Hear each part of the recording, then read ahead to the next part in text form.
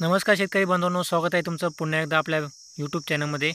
तर शेतकरी मित्रांनो, आज दिनांक आहे 12 मे। तर जाणून घेऊया आजचा हवामान अंदाज। तर आता जे आहे आज आपल्याला सकाळपासूनच राज्यामध्ये जे आपल्याला ढगाळ वातावरण पाहायला मिळत असेल, तर काही भागामध्ये आपल्याला हलका ते रिमझिम पाऊस आपल्याला काही भागामध्ये आपल्याला सकाळच्याला पाहायला मिळू शकतो।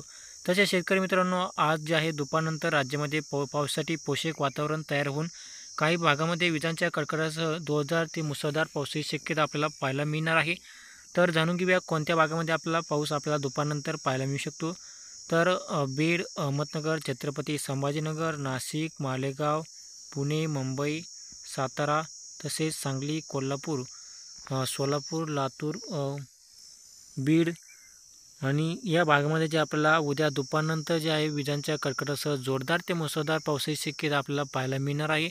तर काही भागामध्ये चांगल्या पावसाची शक्यता आपल्याला पाहायला मिळू शकते, तर काही भागामध्ये आपल्याला हलका ते रिमझिम पाऊस आपल्याला पाहायला मिळणार आहे।